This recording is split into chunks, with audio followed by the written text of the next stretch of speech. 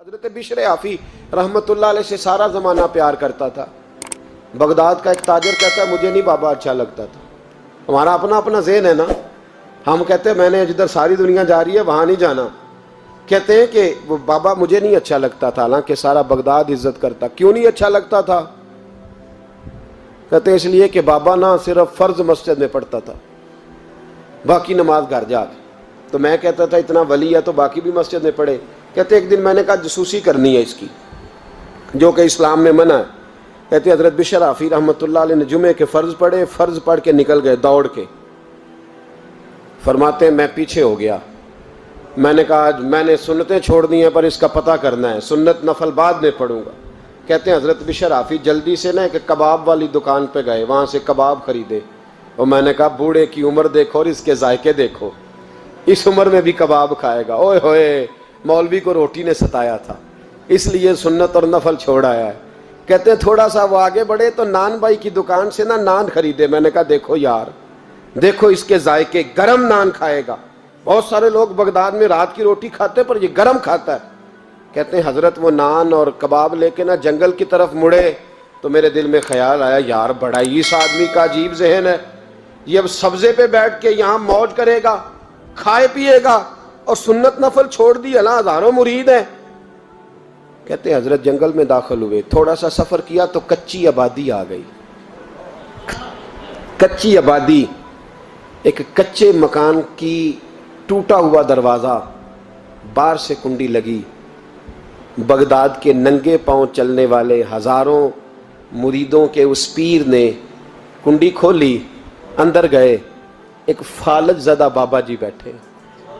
کہتے ہیں حضرت بشر آفی نے اپنی پگڑی کھولی اور اس آدمی کے منہ سے پانی نکل رہا تھا، رال ٹپک رہی تھی۔ کہتے ہیں پہلے اپنی پگڑی سے منہ صاف کیا، پھر پیالے سے پانی ڈال کے منہ دھویا، پھر حضرت اس کے ٹانگوں پہ کپڑا ڈال کے روٹی کا لقمہ توڑ کے اس کے منہ میں ڈال کے کہنے لگے بابا ناراض نہ ہونا، جمعے والے دن مجھے دیر ہو جاتی ہے، ابھی تو میں نے سنت اور نفل بھی پڑھنے ہیں، ناراض نہ ہونا، مجھے دیر ہو جاتی ہے۔ کہتے ہیں وہ بابا رو پڑا اور کہنے لگا بشر یار 14 سال ہو گئے تو روز آتا ہے، 14 سال، یہ 1 صدی کا قصہ ہے، 2-4 برس کی بات نہیں، 14 سال سے تو روز آتا ہے، میں پتہ نہیں کب تک لاش بنے پڑا رہوں گا، تو کب تک آئے گا؟ حضرت بشر آفی نے بابے کے آنسو پوچھ کے کہا بابا فکر نہ کر، آج کے بعد یہ جملہ نہ کہنا کہ تو میرے لیے بوجھ ہے۔ فرمایا لوگ سمجھتے ہیں کہ میں نے عبادت کر کے مقام پایا ہے، لوگ سمجھتے ہیں میں نوافل زیادہ پڑھتا ہوں، دنیا جانتی ہے کہ میری رات کی تسبیح زیادہ مضبوط ہے، پر میں ان میں سے کوئی بات بھی نہیں، میں تو تیری نوکری کرتا ہوں تو اللہ نے میری عزتوں میں اضافہ فرما دیا ہے۔ سوچ ہی صاف نہیں، نظریہ ہی ٹھیک نہیں، فکر ہی ٹھیک نہیں۔ اسلام نظریے کا مذہب ہے، سوچ کا۔ مسند امام احمد بن حنبل کی حدیث سنی، حضرت انس بن مالک فرماتے ہیں جب انسان نے روزہ رکھا ہوتا ہے نا تو روح ویسے ہی پاک ہوتی ہے اس کی۔ میں نے یہ سوچا کہ کچھ باتیں ایسی کی جائیں جس سے تھوڑی سی سوچیں بھی تبدیل ہوں، کچھ سوچوں کا وضو، سوچوں کا غسل، افکار و نظریات کی بھی بات ہو۔ ہم سمجھتے ہیں کہ شاید کثرت عبادت اصل ہے۔ اقبال کہتے ہیں یہ ذکر نیم شبی، یہ مراقبے، یہ سرور، تیری خودی کے اگر نگہباں نہیں تو پھر کچھ بھی نہیں، تیری خودی کے اگر، اور پھر عام چیز نہیں کہا یہ ذکر نیم شبی، سویرے شہری کا ذکر، یہ مراقبہ، یہ جو تو گھنٹوں اللہ کی یاد میں بیٹھا رہتا ہے، یہ سرور، کہتے بے کیف عبادت نہیں، سرور والی، یہ ذکر نیم شبی، یہ مراقبے، یہ سرور، تیری خودی کے اگر نگہباں نہیں، اگر تیرے نظریے کو نہیں بدل سکے، تیری سوچ نہیں بدل سکے، تیرا ایمان مضبوط نہیں کر سکے، تیری خودی کے اگر نگہباں نہیں تو پھر کچھ بھی نہیں۔ اور خرد نے کہہ بھی دیا لا الہ الا اللہ تو کیا حاصل، دل و نگاہ، دل و نگاہ، دل و نگاہ اگر مسلمان نہیں تو پھر کچھ بھی نہیں، دل و نگاہ۔ اقبال کہتے ہیں ایک دل کا کلمہ پڑھ، دوسرا نظر کا کلمہ پڑھ، ان پہ پابندی لگا۔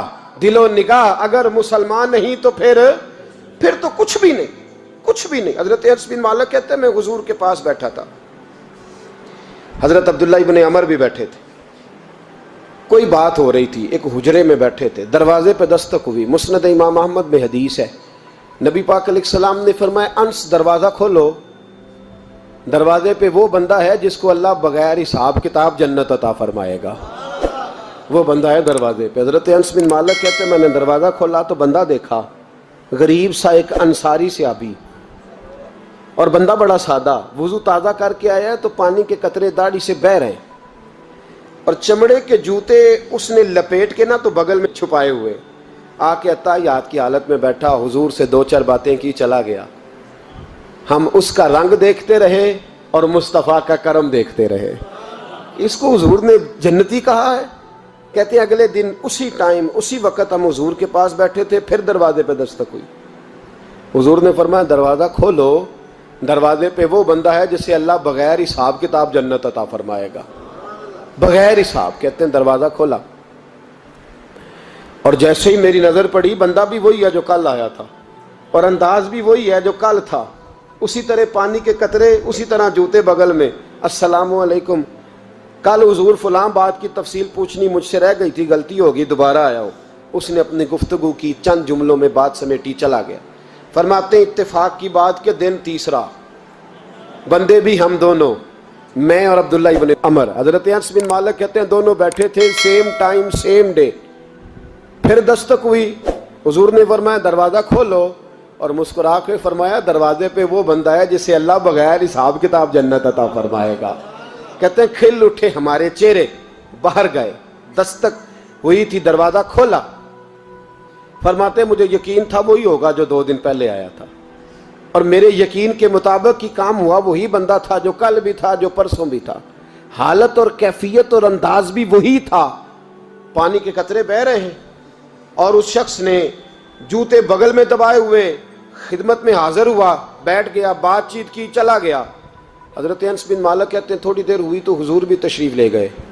حضرت عبداللہ ابن عمر مجھے کہنے لگے یار ویسے کتنے اس کے نصیب ہیں، کتنے نصیب ہیں، کوئی آیا لے کے چلا گیا، کوئی آیا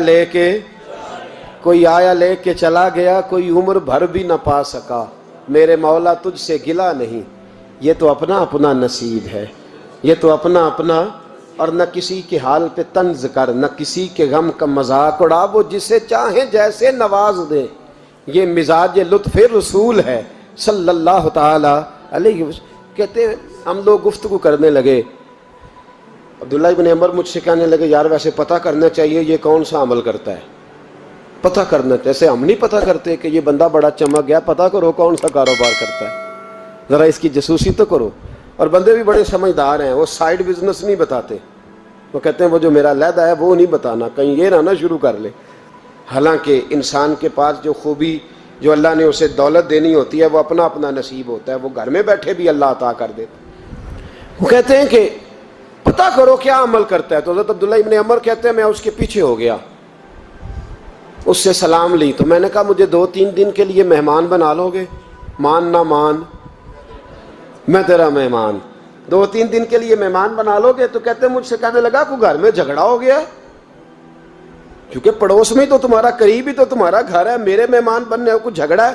تو میں نے کہا چلو ایسے ہی سمجھ لو، پر مجھے مہمان بنا لو۔ کہتے ہیں میں 3 دن اور 3 راتیں اس شخص کے ساتھ رہا، وہ کتنا صدقہ کرتا ہے میں نوٹ کرتا رہا، نماز کتنی پڑھتا ہے، اس کا کیا، میں چاہتا تھا کہ وہ عمل مجھے ملے، اس کی برکت سے مصطفیٰ نے اسے 3 مرتبہ جنتی فرمایا ہے تاکہ وہ کیفیات مجھے بھی ملیں۔ حضرت عبداللہ ابن عمر کہتے ہیں کہ میں نے کوئی خاص چیز نہیں دیکھی، وہ عشاء پڑھتا تو فجر تک بستر پہ کروٹیں لیتا، اور میں الحمدللہ اٹھ کے تہجد بھی پڑھتا، نوافل بھی پڑھتا۔ کہتے ہیں وہ 1 سپارہ پڑھتا، میں 3 پڑھتا۔ فرماتے اس نے 3 دنوں میں کھجور بھی صدقہ نہیں دی، کہ کھجور بھی، اور میں نے بڑے بڑے غریبوں کی مدد کی۔ میں کہنے لگا کہ عمل تو میرا زیادہ ہے اس سے، پھر خوبی کیا ہے؟ خاص توجہ کرنا، اسلام اور دین کا جو فکری اساس، جو فکری اساس ہمیں صحابہ نے دی۔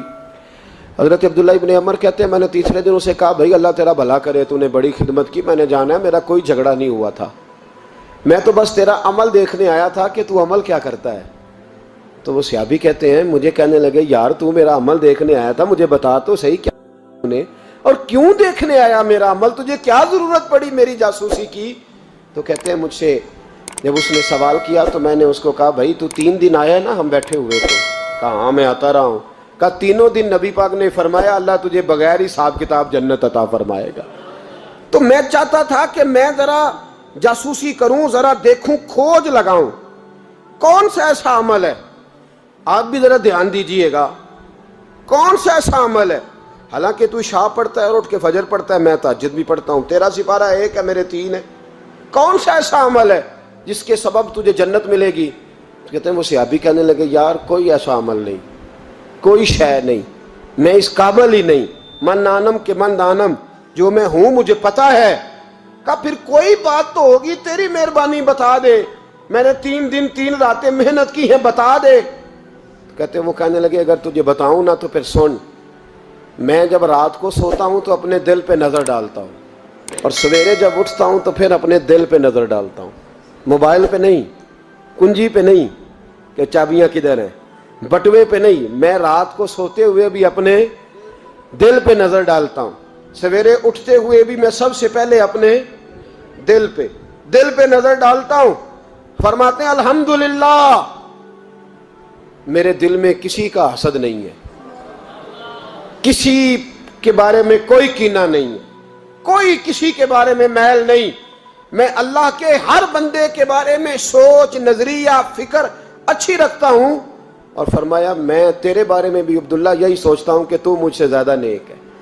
الحمدللہ اس وقت بھی میرا ذہن یہ ہے کہ انس بن مالک مجھ سے زیادہ پرہیزگار ہے، اس وقت بھی میری سوچ یہ ہے کہ محبوب کے سب صحابہ میں سب سے کمزور میں ہی ہوں۔